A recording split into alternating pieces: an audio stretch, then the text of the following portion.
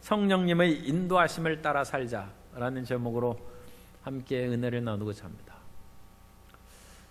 우리가 눈으로 보이고 손으로 만져지는 우리는 몸입니다.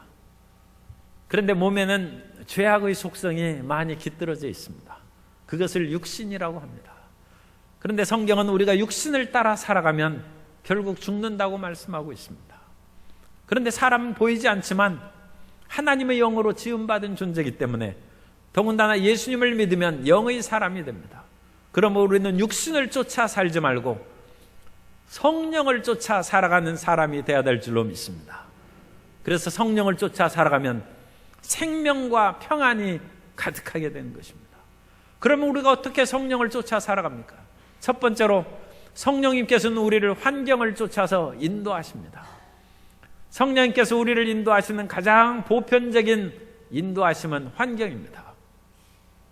우리가 날씨가 추워지니까 옷을 이제 두껍게 입습니다. 물론 요즘에도 반팔 입고 다니는 그런 용맹스러운 사람이 가끔 있긴 합니다만, 날씨에 따라서 우리의 옷 입는 것을 바꾸는 것이 성령님께서 지혜를 주시는 것입니다. 사람이 봄이 되면 씨앗을 뿌리고 가을에 거두는 것이 이 나라를 향한 성령님의 인도하심입니다. 그런데 봄에 씨앗을 뿌리지 아니하고 여름에 씨앗을 뿌리면 그 뿌린 씨앗이 풍성하게 결실을 거두지 못합니다. 왜냐하면 성장기간이 짧기 때문입니다. 심지어 게을러서 가을에 씨앗을 뿌리면 겨울에 얼어 죽고 맙니다. 하나님께서 이 계절을 인도하시는 데 순종해야 되는 것입니다. 모든 인생이 항상 공부하고 발전하는 것이 아닙니다.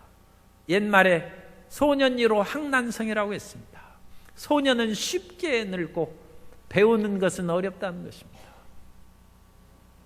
그러므로 우리는 공부할 때가 있는 것이죠. 어린 학생들은 부모님이 공부하라고 하면 거부 반응이 생기고 그러는데, 부모님은 그것을 너무 직설적으로 얘기해서 반발심을 일으키면 안 되지만 진실을 얘기하는 것이죠. 나이가 들어서 눈이 어두워지고 그러면 공부하는데 불편하고 책을 많이 읽을 수 없습니다.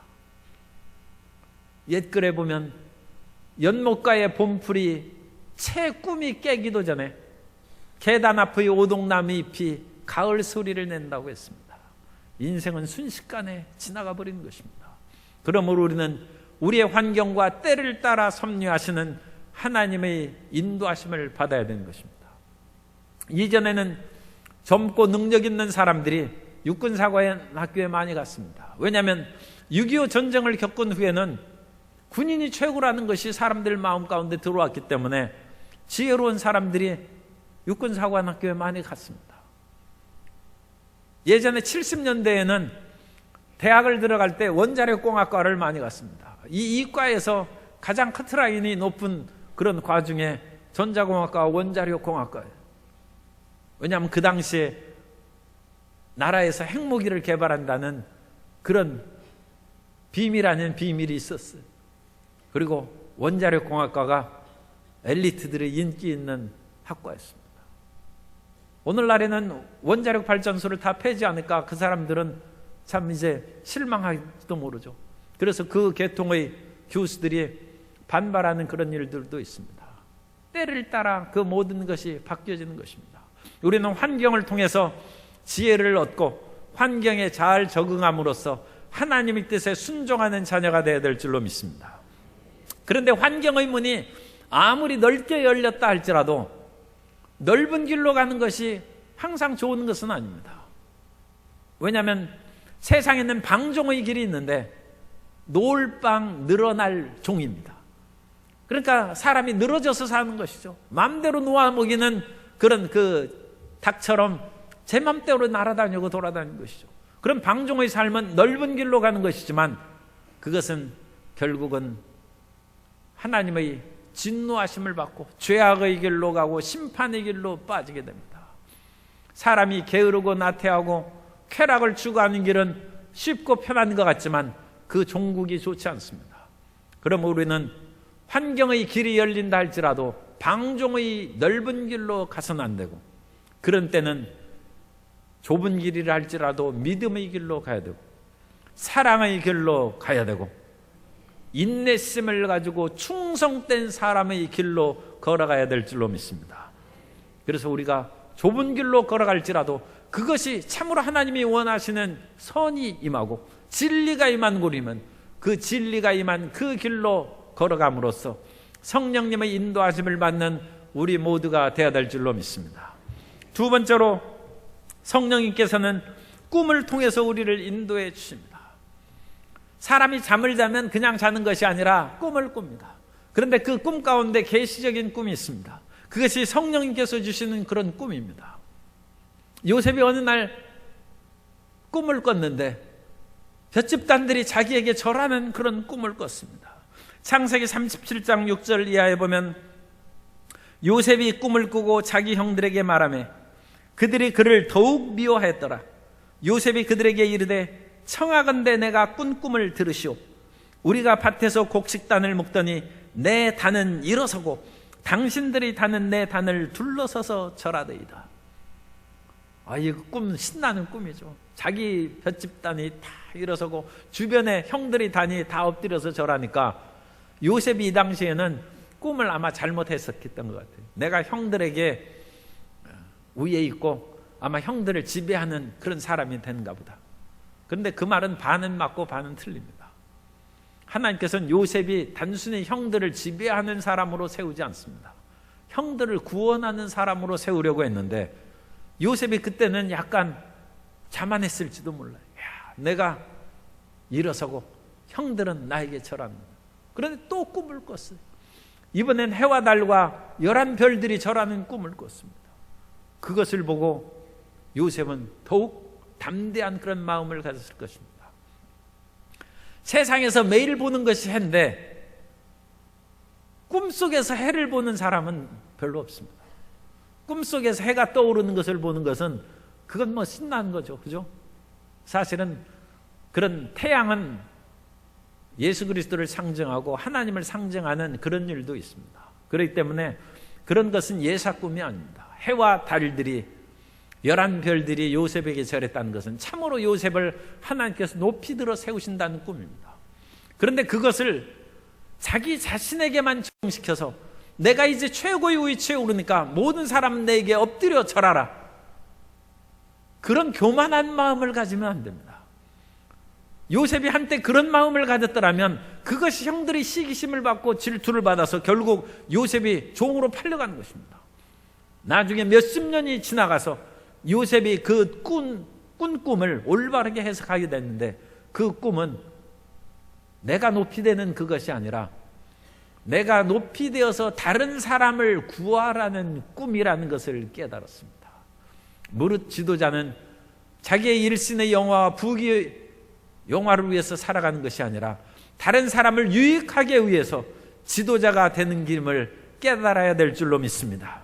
우리가 출세하는 것은 그것으로 인하여 남을 억압하고 내 맘대로 사는 그 자리가 아니라 하나님께서 그 사람을 도와주고 삶의 용기와 희망을 주고 행복하게 하라고 우리 한 사람 한 사람을 세워주시는 줄 믿습니다. 요셉이 창세기 50장 20절에서 그것을 깨달아서 고백합니다. 당신들은 나를 해하려 하였으나 하나님은 그것을 선으로 바꾸사 오늘과 같이 많은 백성의 생명을 구원하게 하시려 하셨느니. 요셉이 총리가 된 것은 자기 자랑하려고 총리를 시킨 것이 아니라 백성의 생명을 구원하게 하기 위해서 요셉을 총리로 세우셨다는 것입니다. 무릇 지도자가 되려고 하는 사람은 이 말씀을 기억해야 될 것입니다.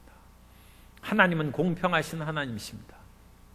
어떤 사람을 지도자로 세우고 어떤 사람은 그냥 평범한 백성으로 삼고 차등을 주지 않습니다. 지도자가 된 사람은 지도자로서 성실하게 백성을 섬기라고 세우신 것이고 백성은 그 안에서 기쁨과 감사함으로 또한 지도자를 섬기며 서로 섬기고 어울려 살아갈 수 있도록 하나님께서 세우신 줄 믿습니다. 그러므로 우리에게 하나님께서 놀라운 꿈을 주시면 그 꿈을 통해서 나 자신만을 위해서 살 생각을 하지 말고 하나님께서 그 자리를 통하여 무슨 일을 이루시기를 원하는지 깨닫는 성도 여러분 되시기를 예수님 이름으로 축원합니다. 에스더가 얼굴이 이쁜 것도 그건 하나님이 만드신 것이죠. 그래 에스더가 왕비가 됐어요. 에스더가 자기 살라서 왕비가 된 것입니까? 모르드게가 어느 날 에스더에게 말을 전합니다. 지금 유다 온 민족이 죽게 되었는데 너 혼자 왕궁에 있다고 살 것으로 생각하지 말라. 내가 왕비가 된 것은 지금 위기에 빠진 유다 민족을 구원하기 위해서 하나님께서 너를 왕비로 세우시고 너는 왕이 부르지 않았다 할지라도 목숨을 걸고 왕 앞에 나아가서 이 사실을 얘기하고 민족을 구하라는 그런 메시지를 전달했습니다. 왕비가 된 것은 얼마나 자기 자신에게 명예롭고 또 자랑스럽습니까? 그러나 하나님이 보시기에는 유다 민족을 구원하기 위해서 에스더를 세우신 것입니다. 하나님께서 우리에게 주신 그 꿈을 하나님을 향하여 사용하는 백성이 되어야 될 줄로 믿습니다. 그렇기 때문에 우리는 그 꿈을 꿀 때 하나님의 뜻에 순종하는 마음을 가져야 됩니다. 내 뜻을 이루는 마음을 버리고 하나님 뜻에 순종하는 사람이 되어야 됩니다. 신약시대에 또 다른 요셉이 나오는데 나사렛 요셉이 나사렛 목수인 요셉입니다. 그래서 요셉이 목수였기 때문에 예수님께서 그 육신의 아버지 밑에서 자라면서 예수님도 목수가 되신 거예요. 그런데 이 요셉이 마리아와 정혼했는데 소문이 들렸어요. 마리아가 임신을 했다는 거예요. 이 시골에서 임신한 것을 사람들이 이제 알게 된 것이죠. 그러면서 요셉이 그래도 정혼한 사람이니까 요셉이 점잖은 사람인 줄 알았더니 너무 속도가 빠르다고 그와 같이 사람들이 그러고 웃었어요. 요셉이 망신이 부끄러운 것이죠. 그런데 부끄러운 것이 그게 문제가 아니라 요셉은 마리아를 가까이 한 일이 없어요. 그런데도 요셉이 임신했다니까 이거 큰일 났어요. 그런데 요셉은 착한 사람입니다. 그 사실을 드러내면 마리아는 부정한 여인으로 돌에 맞아 죽습니다. 그렇기 때문에 은밀히 그 일을 끊으려고 했을 때 마태복음 1장 20절에 보면 이 일을 생각할 때 주의 사자가 현몽하여 이르되 꿈을 꾼 것이죠. 다윗의 자손 요셉아 내 아내 마리아 데려오기를 무서워하지 말라. 그에게 잉태된 자는 성령으로 된 것이라. 성령으로 예수님이 잉태된 것은 인류 역사에 한 번 있습니다. 요셉이 그거 믿을 수 있습니까? 오늘날 우리에게 그런 일이 있으면 쉽게 믿어지겠습니까? 그런데 요셉은 하나님의 음성에 순종했습니다. 그래서 마리아를 데려왔어요. 아니 세상에 이런 일이 어디 있습니까? 이런 일은 아무리 역사책을 들여다보고 모든 문헌을 다 탐구해도 동서고금에 그런 일이 없습니다. 마리아가 잘못을 범한 것이 틀림없습니다. 요셉이 그런 식으로 주장하고 기도할 수 있죠. 그런데 요셉은 성령님의 꿈에 순종했습니다. 그리고 마리아를 데려와서 그럼으로써 우리의 죄를 위하여 십자가에 못 박혀 돌아가실 하나님의 아들이 태어나는 길을 열어놓은 것입니다. 꿈을 통하여 하나님께 순종하는 요셉을 우리가 본받아서 우리 가운데 성령님께서 어떤 꿈을 주시는지 그 꿈이 내 마음에 맞으면 그것을 간직하고 그렇지 않으면 잊어버리는 사람이 아니라 성령님의 꿈을 잘 분별해서 하나님의 뜻을 이루는 주의 귀한 자녀들 되시기를 예수님 이름으로 축원합니다. 세 번째로 성령님께서는 환상과 비전을 통해서 우리를 인도해 주십니다. 우리가 잠을 잘 때 보는 환상이 꿈입니다.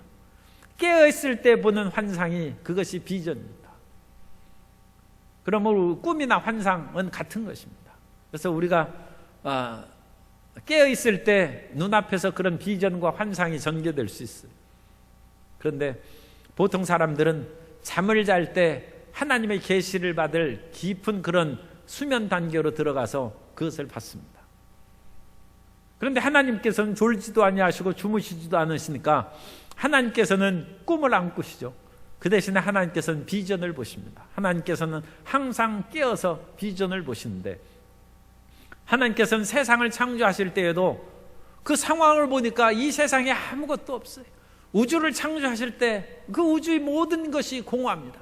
땅이 혼돈하고 공허하며 흑암이 깊음 가운데 있고 하나님의 신이 수면에 운행하고 있었습니다. 아무것도 없는 상황에서 하나님은 비전을 보십니다. 보이는 대로 보는 것이 아니라 보이지 않는 아름답고 영롱한 창조의 세계를 마음 가운데 그려보고 빛이 있으라 하며 성령님께서 운행하셔서 빛을 만드셨습니다. 그리고 나서 하나님께서는 이 공한 우주 만물의 우주에 아름다운 삼라만 상을 창조하신 거죠. 하나님께서는 비전을 보십니다. 그러므로 우리는 하나님의 뜻을 쫓아 살아가면 우리의 삶의 새로운 길이 열리는 것입니다. 아브라함이 하나님 명령을 받고 가나안 땅에 들어왔는데도 땅도 없고 자식도 생기지 않고 아무것도 없어요. 아브라함이 낙심하고 있을 때 하나님께서 아브라함에게 비전을 주십니다. 창세기 13장 14절에 보면 롯이 아브라함을 떠난 후에 야훼께서 아브라함에게 이르시되 너는 눈을 들어 너 있는 곳에서 북쪽과 남쪽 그리고 동쪽과 서쪽을 바라보라. 옛 어른들은 가끔 애들을 데리고 산에 오릅니다. 그래서 산에 올라서 동네를 바라보게 하시고 꿈을 가지라. 저 멀리 보이는 그 땅을 내가 이끌어갈 수 있는 지도자의 비전을 가지라. 호연지기를 기른다고 그러죠. 비전을 바라보게 하십니다. 그런데 하나님께서는 지금 땅도 없고 자식도 없어요. 그런데 이 동서남북을 바라보게 하고 보이는 땅을 너와 내 자손에게 주리니 영원히 이룰 것이다. 하나님이 아브라함에게 비전을 주신 것입니다.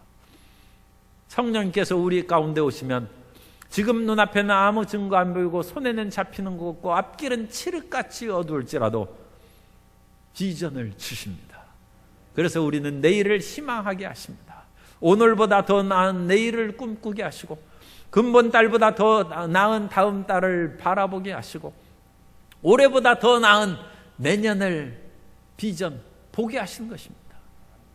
우리는 참으로 영롱한 비전을 가지고 있습니다. 그것은 이 세상에서 어떤 그런 삶을 살아갈지라도 추함과 약함과 병들고 죽는 것이 없는 영원한 천국이 우리를 기다리고 있다는 그 비전을 갖고 있습니다.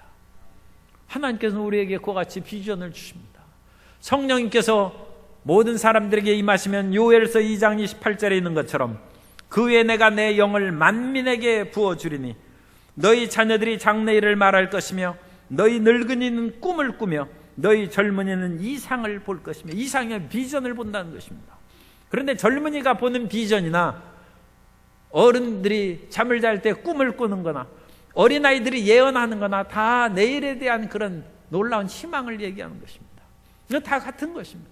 그래서 성령님이 우리에게 오시면 현실에 좌절하고 그 속에서 고통당하지 말라는 것입니다. 우리에게 내일이 있다는 것입니다. 성령님 안에서 찬란한 내일을 그려보는 성도 여러분 되시기를 예수님 이름으로 축원합니다.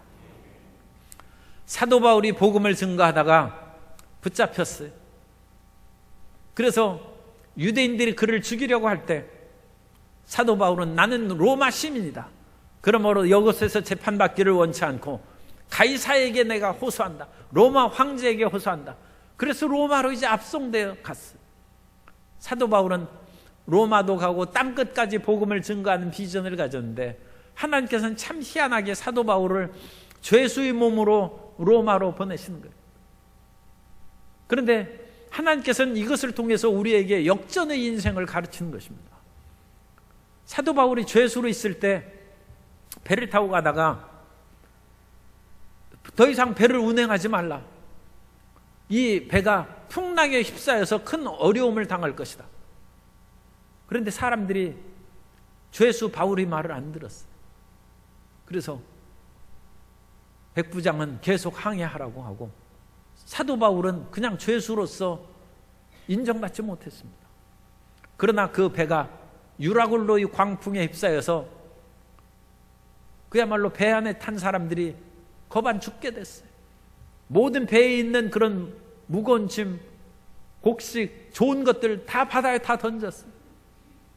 그리고 나서도 풍랑이 가라앉지 않았어요. 그러나 사도 바울은 이런 현실이 어려운 여건 가운데 낙심하고 절망하지 않았습니다. 사도 바울이 앉아서 탄식했을 수도 있죠. 하나님, 제가 복음을 증거하러 열심을 다하고 로마에 가서도 복음을 증거해야 되는데 꽃가마를 태워서 보내진 못할 망정 어찌 죄수의 몸으로 보냅니까?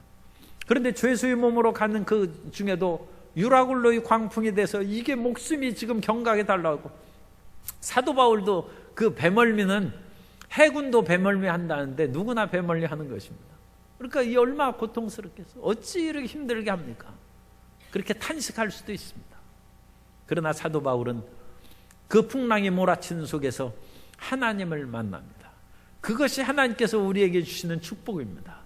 역경과 어려움을 통하여 하나님을 만나는 복을 받게 되시기를 바랍니다. 사도행전 27장 20절에 보면 여러 날 동안 해도 별도 보이지 않냐고 큰 풍랑이 그대로 있음에 구원의 여망마저 없어졌더라. 23절부터입니다.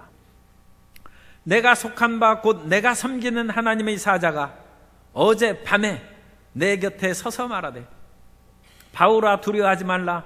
내가 가이사 앞에 서야 하겠고 또 하나님께서 너와 함께 항해하는 자를 다 내게 주셨다 하였으니 그러므로 여러분이여 안심하라. 나는 내게 말씀하신 그대로 되리라고 하나님을 믿노라.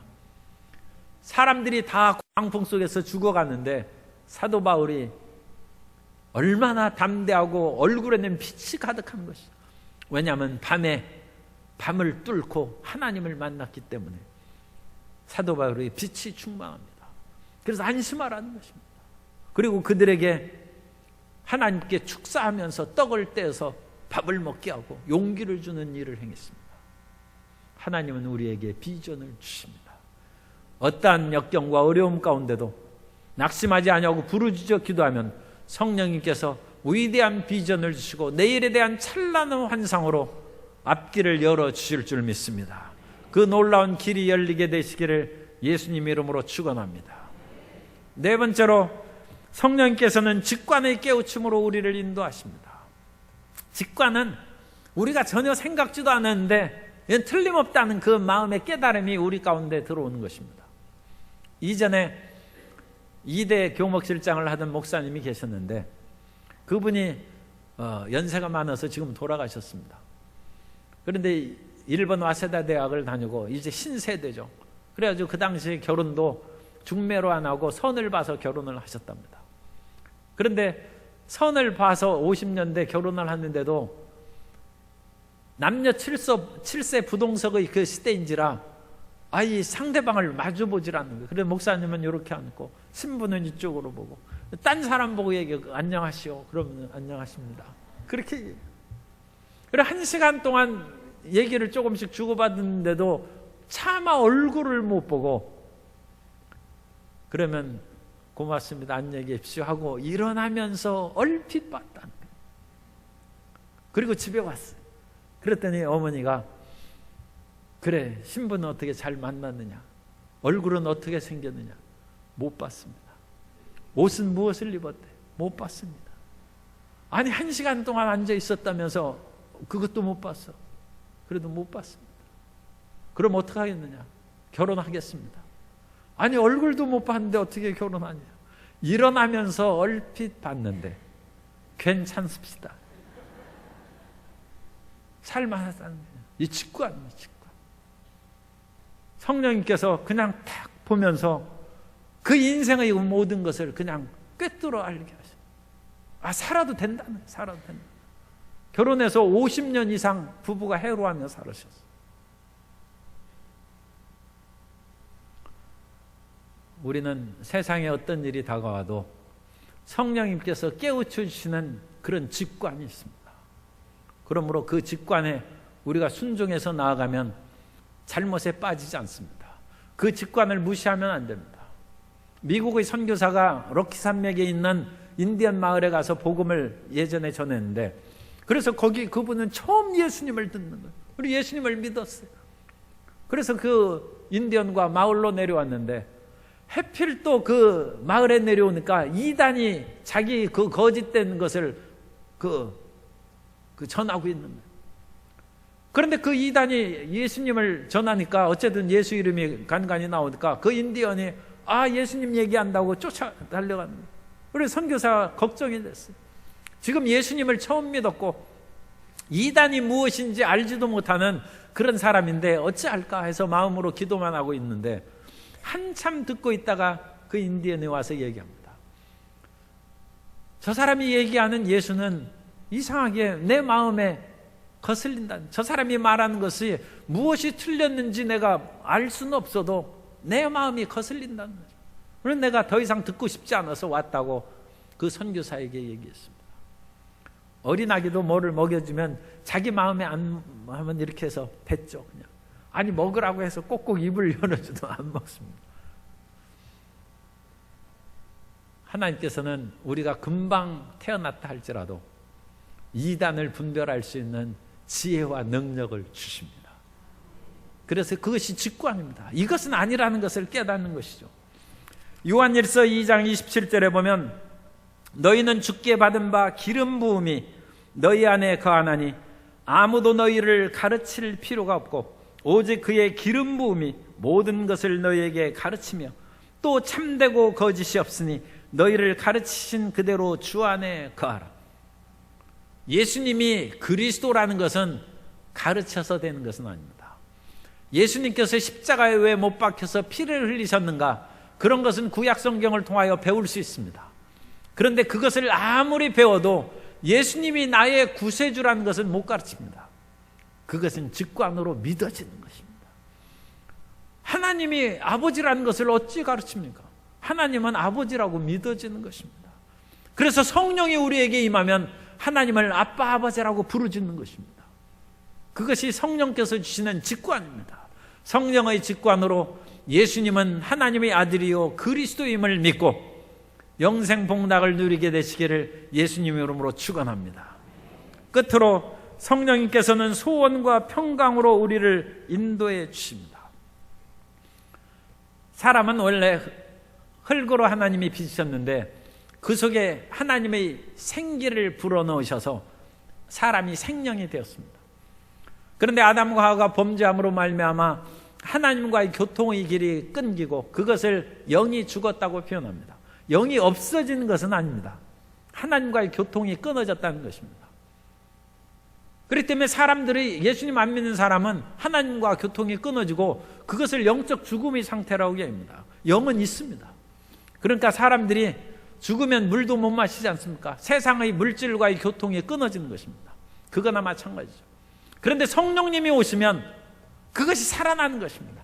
하나님과의 교통이 다시 시작되고 하나님의 자녀가 되는 놀라운 역사가 이루어지는 것입니다. 그래서 그것을 거듭난다고 해서 중생이라고 하고 또 새로 태어난다고 해서 신생이라고도 표현합니다. 그래서 성령께서 우리 안에 오시면 우리가 새롭게 태어났는데 우리가 이전에 육신으로 살아갈 때는 우리 마음에 소원이 있어요. 우리가 육신으로 살아갈 때는 육신의 정욕이 소원입니다. 육신의 정욕을 어떻게 하면 추구하고 이룰 수 있는가?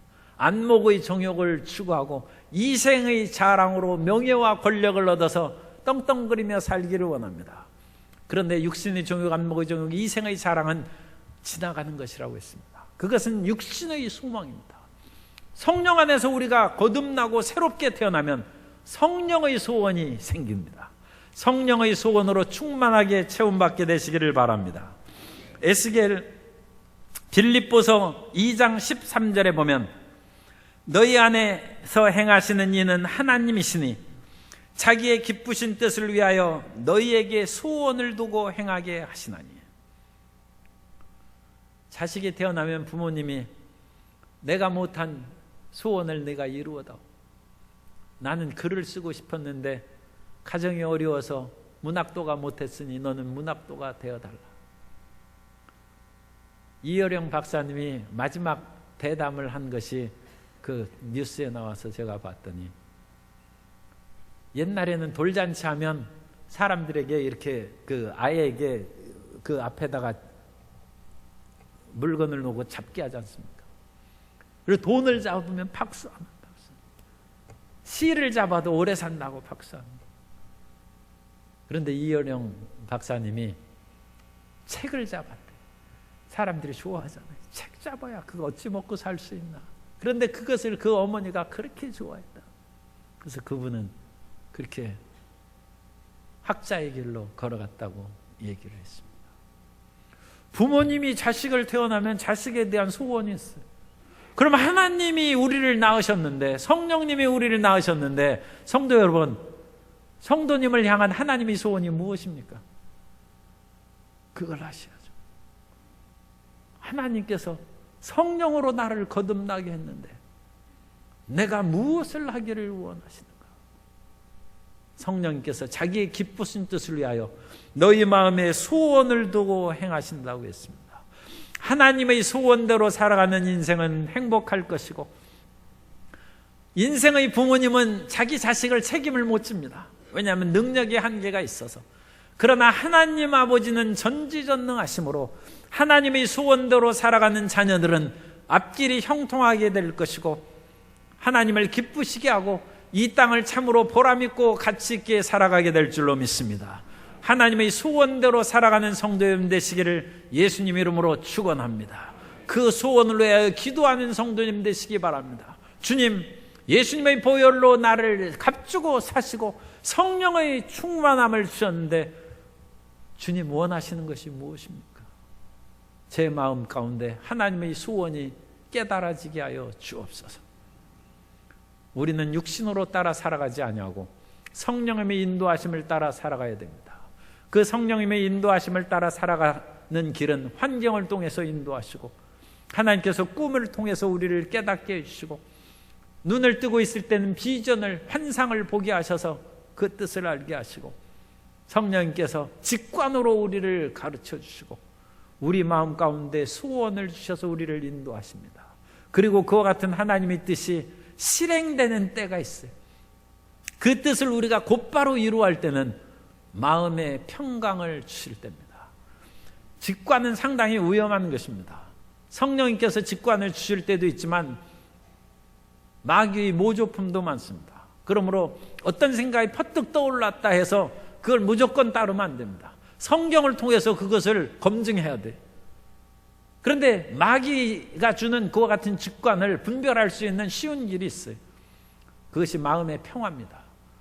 우리 마음 가운데 어떤 소원이 일어나고 어떤 직관이 있고 환경을 따라서 그 길을 가려고 할 때, 좁은 길을 가려가도 마음의 평안함이 있으면 하나님의 뜻이지만, 마음이 도저히 불안하고 죽을 것 같은 그런 마음이면 하나님의 뜻이 아닙니다. 성령께서는 하나님의 뜻을 깨달아 나아갈 때 확실한 보장을 주시는 것은 마음의 평강입니다. 빌립보서 4장 6절 이하에 보면 아무것도 염려하지 말고 다만 모든 일에 기도와 간구로 너희 구할 것을 감사함으로 하나님께 아뢰라. 그리하면 모든 지각에 뛰어난 하나님의 평강이 그리스도 예수 안에서 너희 마음과 생각을 지키시리라. 그래서 평안이 다가오면 하나님께서 가르치신 환경과 꿈과 비전과 직관과 소원을 담대하게 추구하고 전진해 나아가는 성도 여러분 되시기를 예수님 이름으로 축복합니다.